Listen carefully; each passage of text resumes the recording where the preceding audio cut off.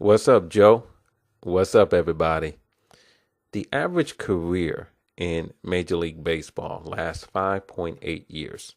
It's 4.6 years in the NBA and just 3.3 years in the NFL. Now, different studies may have slightly different numbers, but the conclusion is the same. Professional playing careers are relatively short, which places a premium on athletes making specific plans for the future.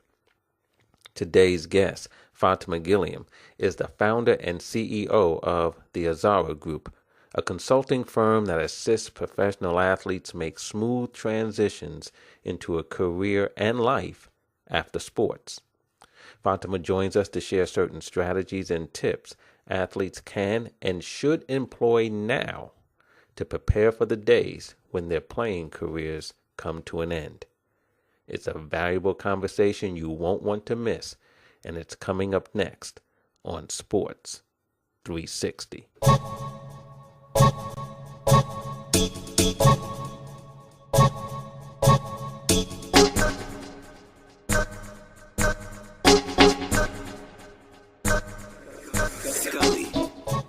It's my pleasure to welcome to Sports 360 today, Fatimah Gilliam. Fatimah is the founder and CEO of the Azara Group, a consulting firm that provides leadership development, negotiation, and strategy consulting services to both institutions and individuals, including professional and former professional athletes. Fatimah, welcome to Sports 360. How are you today? I'm doing well, and thank you so much for having me. I'm glad we're able to have a few minutes today to talk about what I believe is an important topic for athletes and former athletes and those who represent them, and that is career transition. We're going to be talking about that today. But before jumping into that, Fatimah, I mentioned real briefly your company, the Azara Group, and some of the services it provides. But why don't we start by you sharing with us a little bit about yourself and about your company? Okay, well, just on a personal level, I grew up in California, played a lot of sports, and moved to the East Coast, which is where I am now, to go to college. So I did my undergrad. I went to Wellesley College. Then I got my master in public policy at the Kennedy School of Government at Harvard, and then moved to New York City, which is where I am now, to go to Columbia Law School. So I started my career as a corporate attorney on Wall Street. I worked for Cleary Gottlieb Steen and Hamilton, and then decided to stop practicing law and went to Citigroup. And for Citi, I oversaw all of its diversity recruiting for its U.S. businesses, and then moved into the public sector. Given my background at the Kennedy School, I wanted to scratch my public sector itch, and worked for the United Nations for the World Food Program and was the head of finance and fundraising for North America before starting my company, which I did about 5 years ago. And I'm, very excited to do it. I started my own business because I knew I had a broad skill set that I could leverage to help my clients succeed. And over the years, I saw my clients and colleagues really struggle at knowing how to effectively get what they want, not just for their careers, but also for their businesses. So I started my company to just be helpful, to use my skills. So in terms of what my company does, as you were saying, Jeff, it's a consulting firm that provides leadership development and strategy consulting services. I work with professionals in the sports industry. I also work with Fortune 500 companies and private clients. And on the sports side, it's really about, specializing in developing athletes and sports industry professionals' expertise in facilitating smooth transitions through all of their career stages. I've served as a trusted advisor by providing strategic career and leadership expertise to sustain my clients' success while they're in the game and beyond. So I've worked with head coaches, professional athletes, universities, and organizations. So that's just a quick, bit of what I do. I come up with ideas and strategies also on a macro level for organizations, helping them develop programs and initiatives. And I find innovative and strategic ways to help people and organizations get what they want. So there you go, a quick summary. Yeah, and a very impressive summary as well. And you mentioned, among other things, helping athletes and others make smooth transitions. And you said, throughout the course of their career. And we're going to talk today about making a smooth transition after playing days are over for professional athletes and former professional athletes. Now, I refer to that as career transition, and others may refer to that as something else. But if we were to talk about it in terms of career transition in the context of professional athletes, some may know what that means, others may have no idea. What is career transition for athletes and professional athletes? When we say that, what are we talking about? What we're talking about, Jeff, is how people, athletes successfully move through various stages and phases in their careers, right? So how they move from either high school to college into professional sports, and then how they transition while they're playing. They're going to be at different peaks and valleys when they're at their peak of their career and when they're starting to leave and prepare to leave. And then it's also about when someone is retiring or they're retired, that smooth transition in terms of what are they going to be doing after they retire for whatever career they choose to pursue outside of being a professional athlete. And ideally, you want to see professional athletes minimize the time that they spend struggling and determining who they are when they're not a ball player and what career path works for them. Often it's really the first few years right after retirement that can be the most critical. That's when people make some financial decisions that can have really lasting negative impact. That's when they struggle in their marriages and also with some mental health issues. And they have a hard time in that transition phase going from pro to retirement, of sorting out what's the best career path for them. And so how, in the context again of thinking about career transition, what should athletes or their representatives be thinking about and when? Because obviously for athletes, as you said, from high school to college, and many times their involvement in sports goes back to Little League or Pop Warner or whatever. And so you have these young men and young women who have been playing sports their whole lives, and that's what they're focused on. Um, how or what would you say to an athlete in terms of when they should begin thinking about career transition? Because I can imagine just trying to build their career is paramount in their mind. Well, in all honesty, they really should be thinking about their career transition from when they're not going to be, a professional athlete while they're still playing. And that's really difficult for people because a lot of times they think, well, if I start thinking about my post-playing career, then I'm not giving 100% to the game. And I think that's a really unfortunate view to take because then they're not teeing themselves up for lasting financial and professional success.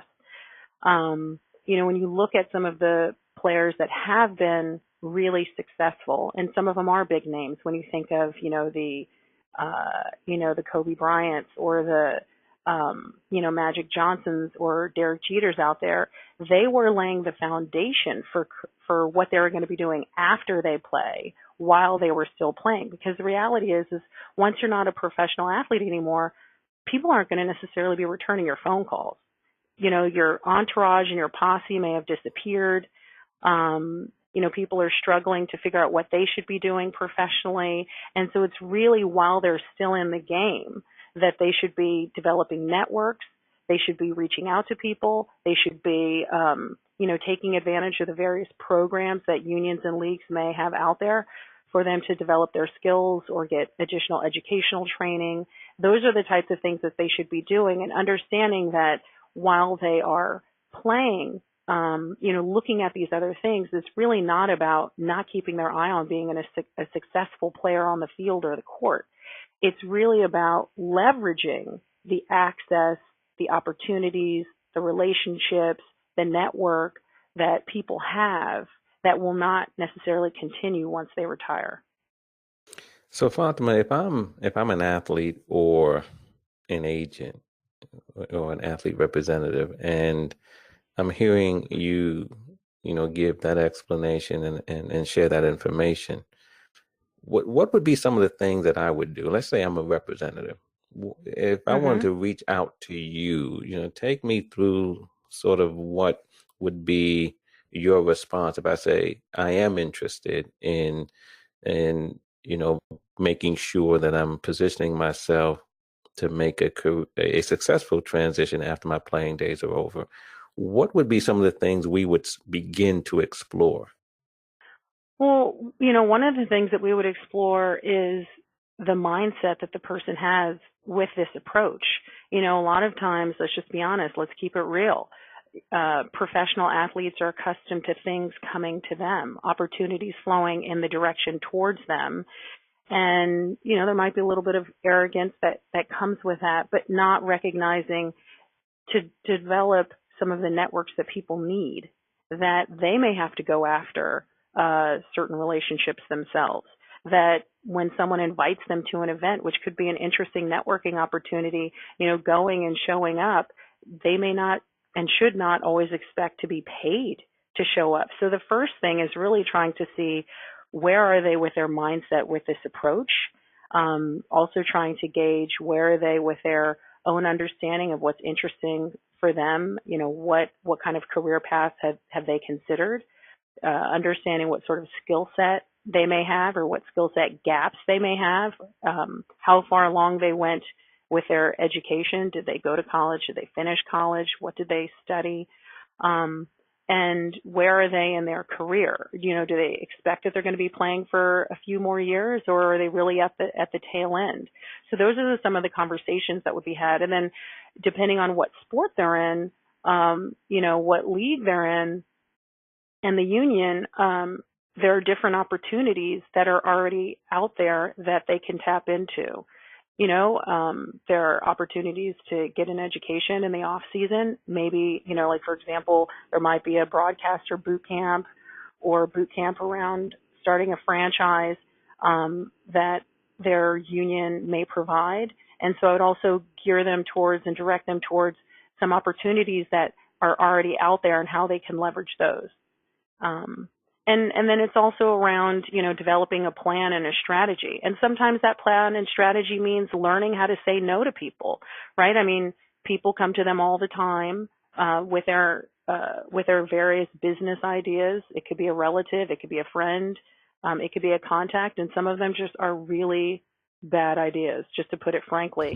And learning Right. how to effectively say, no, cousin so-and-so, like I'm not going to fund your restaurant idea when you haven't even worked in a restaurant before, Right. and how can you have those conversations, but not feel like you ruined the relationship as a result of that, right? So the things that I'm interested in is I want people to be successful and financially independent through a long time in their life. These are young people who have a really high earning potential at a very young age that may not be replicated 5, 10, 20, 40 years down the road. They may be retired by the time that they're 30, and they may have 35, 40 more years of working to do out there. And so I'm thinking big picture. I'm thinking long term for their success. And so the advice that I'm going to give somebody like that is really with that in mind, and also thinking about, who are they surrounding themselves with? Are they surrounding themselves with people who are on the upswing, or are they surrounding them with people who are pulling them down? So, I have difficult conversations with people. I'm not about telling people what they want to hear. I'm more about telling people what they need to hear, because at the end of the day, I always have their best interest in mind. Some would think that with some of the horror stories that have been widely reported of athletes who have encountered difficulty once the playing days are over because of bad investments, mismanagement of money, or other reasons, that would be sufficient to get the attention of most, if not all, athletes as they're coming along and say, I don't want to end up there.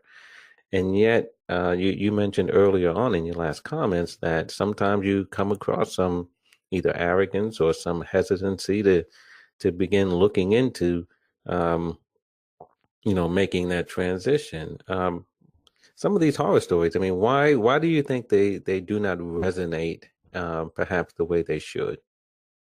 You know, Jeff, one of the reasons why I don't think it resonates is because you're talking about a population that has been told that they can beat the odds since they were extremely young, and they've been successful at beating the odds.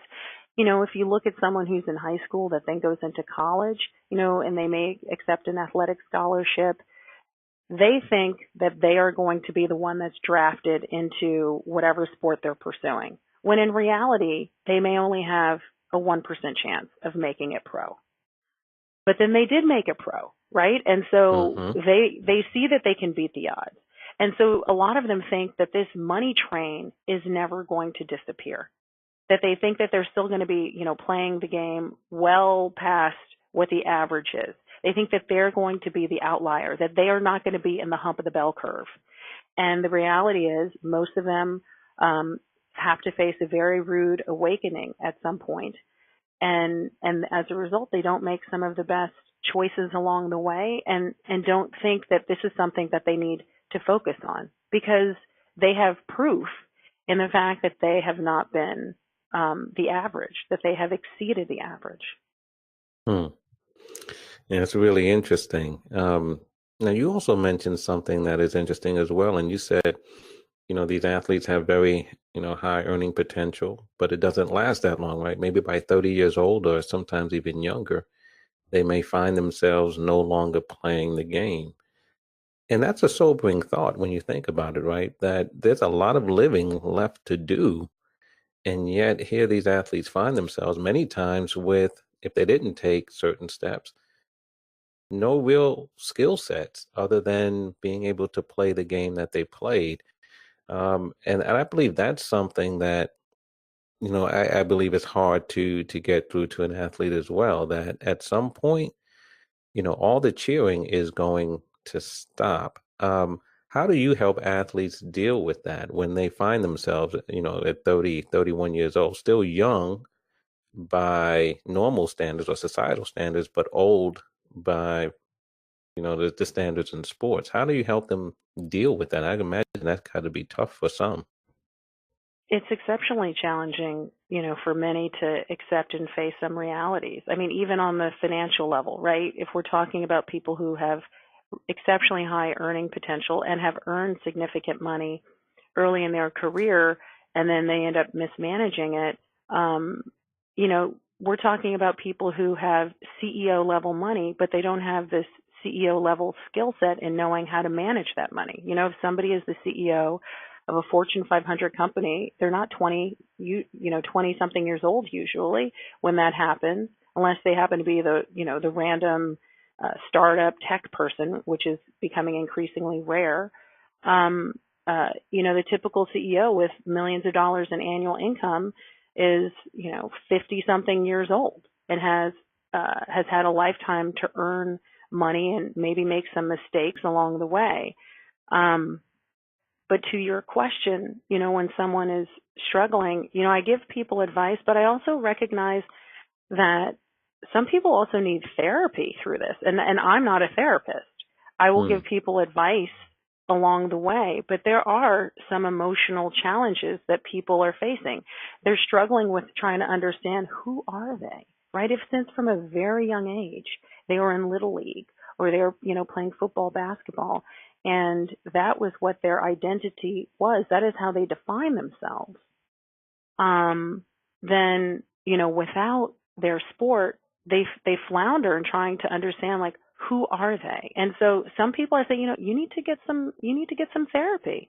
I mean, when there's some, statistics out there that I'm happy to share with you that come from a couple of different sources, in terms of football players in particular. One statistic is that 61% of former NFL players found it difficult to adjust to daily life after retiring from the game. And then at the same time, 70% of former NFL players say that developmental programs would benefit their leadership potential. 85% of former NFL players said that they didn't believe that the NFL adequately prepared them for their transition to life after football. So you can see that the players, once they're out, then they realize, oh, wow, once they've retired, they see how difficult it is. And they struggle. It's a very traumatizing experience for some of them. It's not just about the financial impact on their bank accounts. There's also impact on their marriages and the relationships that they have, and even people who were very successful as athletes find the transition hard. So, I'll share with you a quote from Chauncey Billups, who played basketball for a number of years and works as a ESPN analyst. And a quote from him, that I read is he said, we've put every single thing that we have, not only mentally, but physically and emotionally into the game. And then one day it's over. You go from being a very old dude at 37 in my sport to the one day that you retire. And then you go back to being a young dude with no real experience anywhere else. You can become lost, and you can feel it. You can feel it if you're not prepared for that. So that's what Chauncey Billups said. And then I'll share this other quote from John Switzer, who played baseball. And he said, what I've discovered is that although we have a great skill set to go out into the real world and do things, it's hard to prove that to an employer with no actual work experience and nothing on a resume other than I threw a ball around. So I share those to say that, people who played and they dedicated themselves to their sport, they find it challenging in terms of figuring out what career to do, but there's also an emotional component. And so I know that was a long answer to your question, which is I give people advice around their careers, but I also recognize if there are other things that need some tooling along the way, that they may need to talk to somebody because there are going to be mental health issues. They may also need to get some education. And then I may encourage them to pursue whatever opportunities are out there as well so that they can position themselves for the career path that they think is best suited for them. Yeah, there's a lot there, but all of it is really interesting and compelling on a lot of levels, right? Because that, the comments that Chauncey and the other player made really strikes home, right? Because you can go from being a very experienced athlete and looked upon as a veteran influence in your particular sport at 35, 36, 37 years of age, and then you transition into the real world, and now you're looked upon almost as a neophyte, right? Someone who has no experience, for the real world. But you mentioned something about 85%. I think you said 85% of NFL players did not believe that the league did enough to adequately prepare them for life after sports. There's a presumption sort of in there, right, that the league has a responsibility to do something, and we might as well put the union in it as well. What are your thoughts on that score? To the extent there is a presumption in that statement, right? What role, if any, should the league and or the Players Association have when it comes to career transition for these athletes? I really believe that leagues and unions need to do more to support the transitions of the athletes, not just once they stop playing, but at multiple phases in their career. When they're coming into the league, they need to have more programming to help them through that transition. While they're still playing, there also need to be things along the way. And then as they're transitioning out, you could easily just say, well, people need to take responsibility for themselves and it really should be up to them. But if we look at what the aftermath is for a lot of these people, there's a need for more effective career transitions, and the leagues and the unions can be driving that. So I'll share some other statistics with you.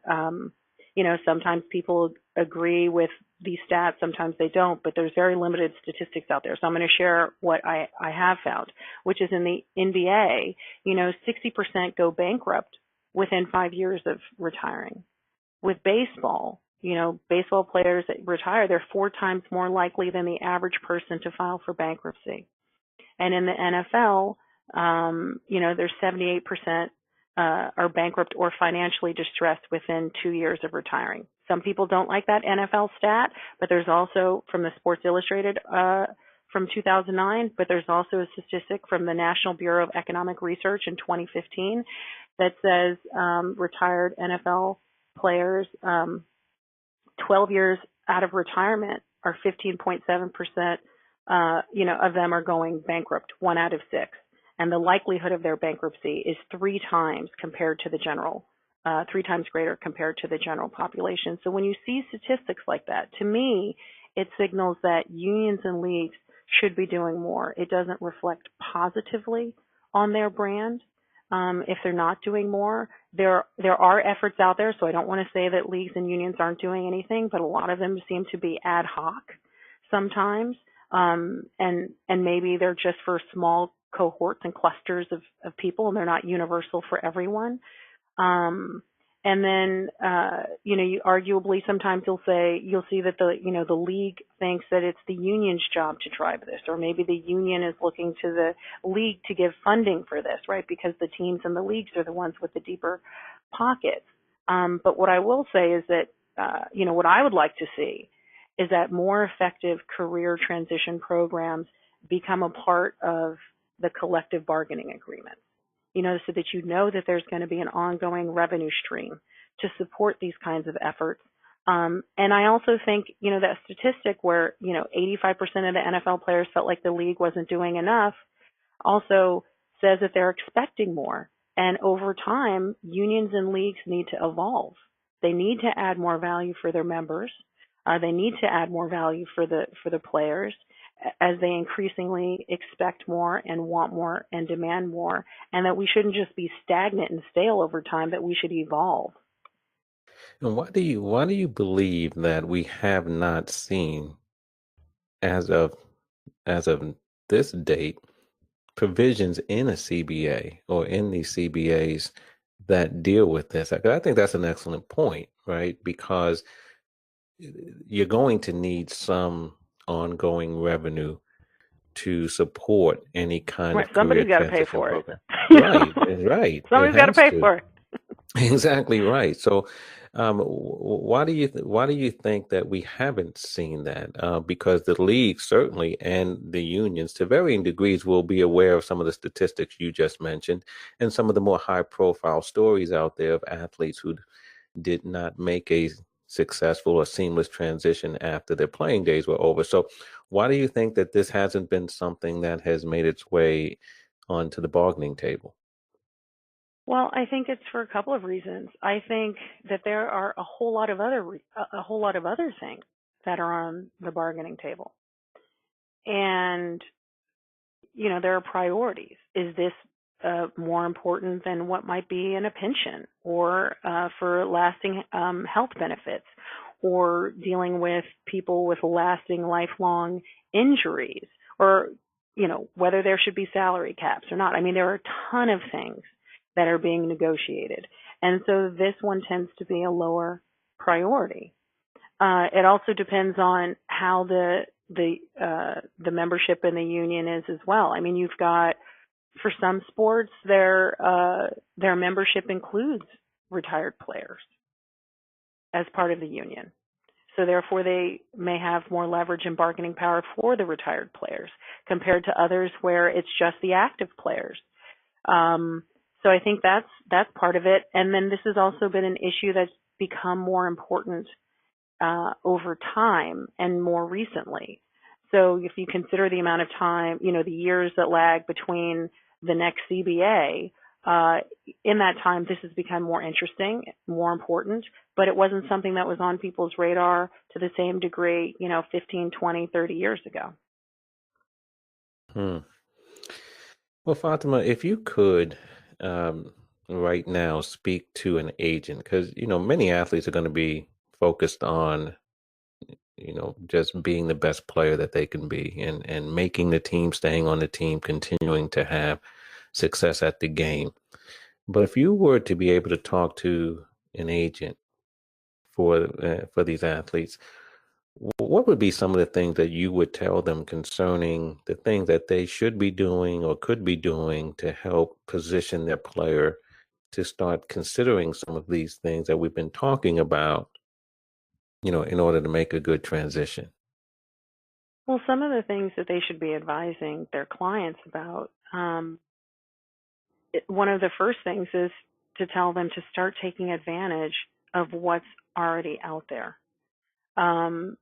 There, depending on the sport, the league, the union, there could be opportunities to go back to school and to get it paid for.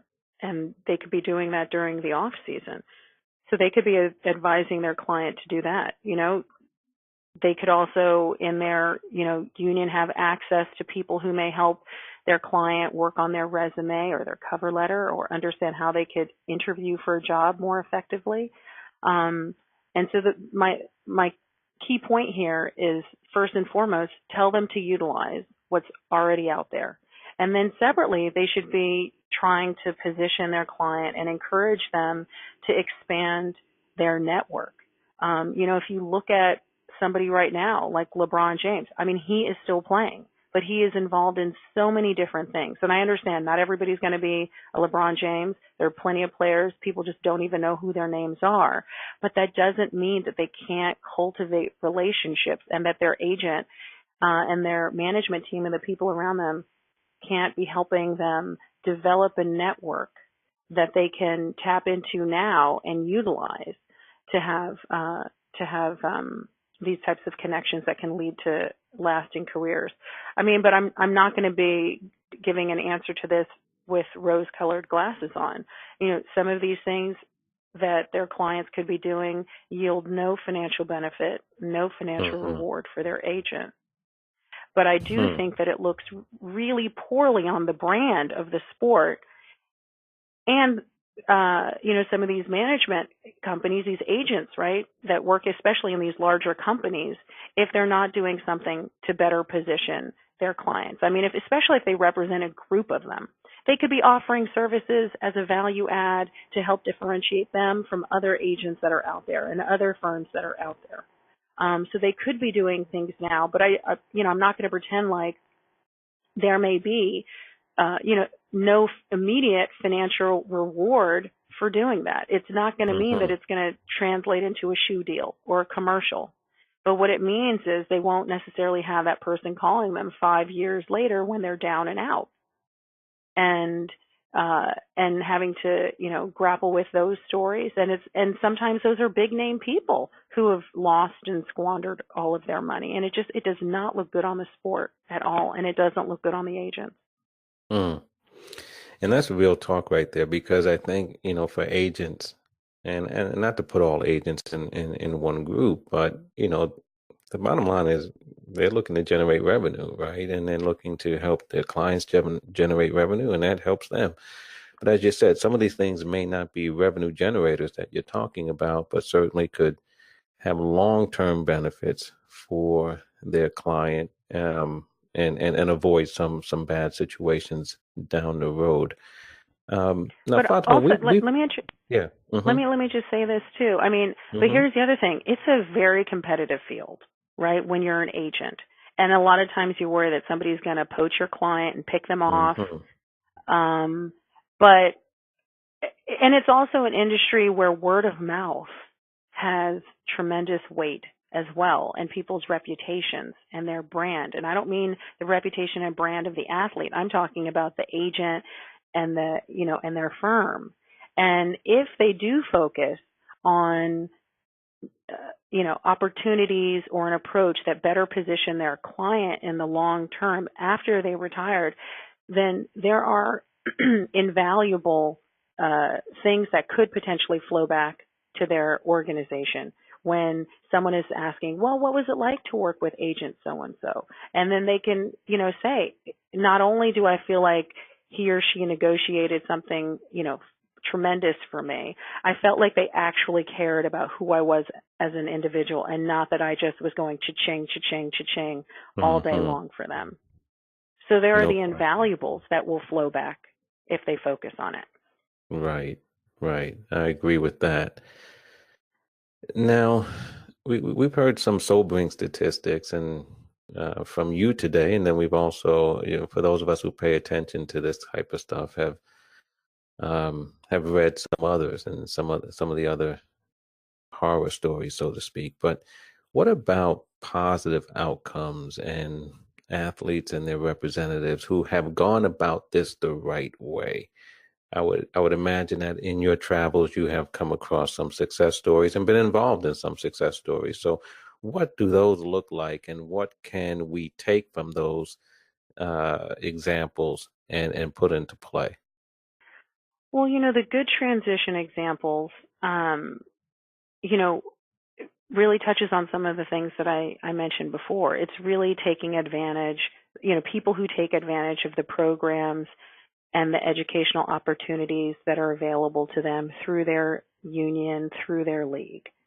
Um, and recognizing that maybe they have a skills gap or an education gap or an exposure gap. And, if there are pots of money out there that can help them, bolster what's in their, tool belt of what they can provide beyond being a successful athlete, then they should utilize them and leverage them. So it's, using the various opportunities, making connections and contacts while they're in the game. This is where I see the success, networking and not always expecting to be paid to show up or that there's going to be a speaking fee, not expecting that there's going to be some sort of a handout, and knowing that they have to hunt and be hungry, and be proactive. And, one of the core important things is, seeing people who don't live beyond their financial means, understanding and recognizing that the cash flow may slow, may dry up, and making sound financial decisions along the way, and learning to say no to people.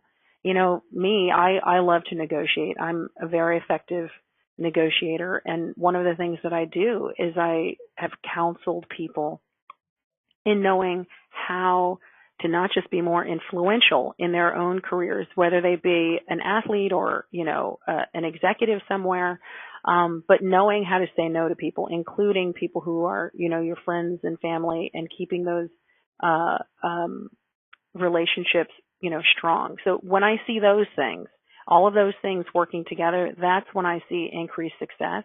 And also understanding that, it's going to be a learning curve, and not everything is going to be, rosy, but that people also have transferable skills. I'll say this. So I mentioned at the beginning that I used to work for Citigroup. And when I worked for Citi, I oversaw all of the city's diversity recruiting for its U.S. businesses. So that was, focused on attracting talent. And I will say this, especially for like capital markets, sales and trading, those kinds of jobs, we loved athletes. And Mm. maybe not all of them, had the quantitative skills, and if they didn't, then they weren't going to be a good fit for a job. But one of the things that, people need to recognize is, okay, maybe people look at you and say, oh, okay, you threw a ball around, but you also know how to work with a team. You Hmm. also learned leadership skills. You also learned how to lose without being a loser, and have to know the effective coping skills when you don't win every single time. And it's because of that we liked people that were athletes, because they knew that they weren't going to win every single day, and that they still needed to be effective and successful in their job, knowing that, and that they had the temperament and the emotional fortitude to continue forth in that role. When we talk about all the things that we've discussed today, one of the things that is starting to become clearer to me than even before this conversation is there is a significant level of discipline that's needed here, right? This is not about an athlete going to a seminar and getting everything he or she needs, right? This is about coming up with a plan, well, working with experts like yourself, working with the union, but coming up with a strategy and a plan, and then being disciplined throughout, the career or over a number of years to really execute that. Am I reading that right? That there's a real discipline that's required here. I agree with you 100% that it requires discipline. And the discipline that it took for people to be effective, baseball, basketball, hockey, football players, whatever their sport may be, tennis, whatever it is, that they need to bring that same level of drive and discipline in thinking about what they're going to be doing for the long term in their life. And a lot of people think that retired professional athletes stay in sports, that they may become coaches, or maybe they'll be a commentator, or that they'll work for a league or a team. And that's not the case. There's some other stats that I'll share with you that was from a LinkedIn study in 2017 that focused on post-sports careers for retired NFL players. And 48% of them started their own business, worked in sales, or managed clients. 17% of them move into athletic-related professions. And then 5% of them transition into like TV or radio. 3% go into education, 2% may go into nonprofit sector, and then 23% are in other professions. But just, off the top, we're talking that the majority are not going into sports. Mm-hmm. And that's just a reality. So with that reality means that, that discipline that we were talking about needs to be translated and brought forward with whatever career plan and transition they plan to have, because they're not all going to become, somebody like Derek Jeter who, has an ownership stake in a baseball team. They're not all going to be Michael Strahan on television, because Michael Strahan already has that seat and he's already filling that role. Right.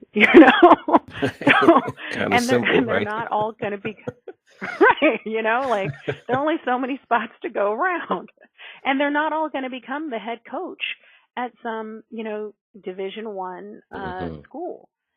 Instead, they're going into other fields, other professions. And so they need to prepare for that. These are just statistics that a lot of them don't know. It's not readily available. And, we're still talking about, people who are very early and young in their careers. So there's a little pie in the sky, rose-colored glasses that they're wearing.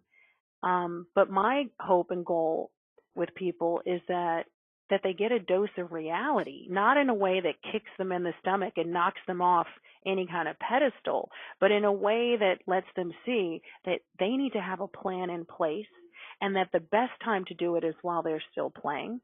Okay, if they're already retired, it's not like the world is over. They can still develop a plan. They can still take advantage of opportunities that are out there. They can work with people like me that advise and give people advice about their career and their strategy and help them better position themselves. But the point is they have to be proactive, and the earlier they start, the better. Sure. Well, Fatima, this has been very helpful. I know we just really scratched the surface on the topic, but I think that, you shared a lot of very helpful information. And so I thank you for that. But if someone wanted to find out more or get in touch with you, what would be the best way for them to do that? Well, there are a couple of ways they can do it, Jeff. First they can go to my website. They can reach me through my website, which is, www.theazaragroup.com. So that's TheAzaragroup.com, the Azara Group.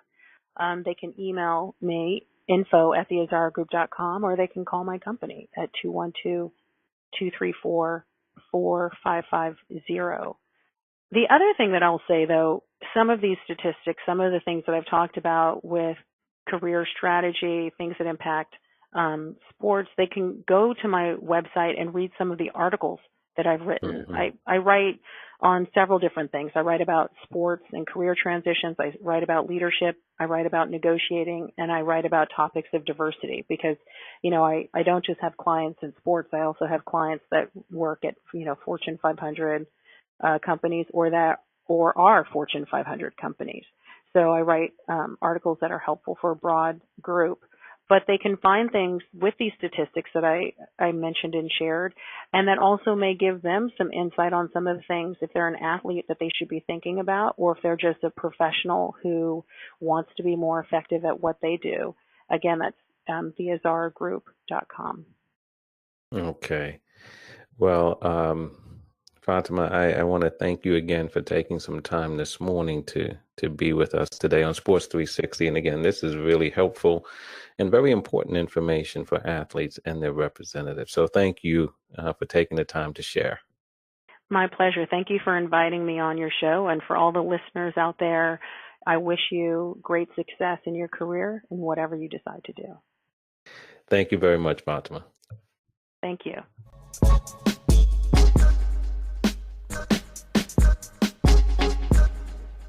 If you're a professional athlete, former pro athlete, or an agent for one, I urge you to act upon the information you just heard from Fatimah Gilliam. Fatima is extremely knowledgeable and has extensive experience helping athletes develop and execute plans to move seamlessly and successfully into a life after sports. To get your hands on valuable resources or to reach Fatima to find out more, visit her website at theazaragroup.com. I'm heading on up out of here now, but as always, I thank you for stopping by and for taking time to subscribe, like, and share the podcast. It keeps us going. Speaking of going, Scully has the day off, man, so I'm going to have to find some other way home. Listen to me, sounding like Mr. Pitiful.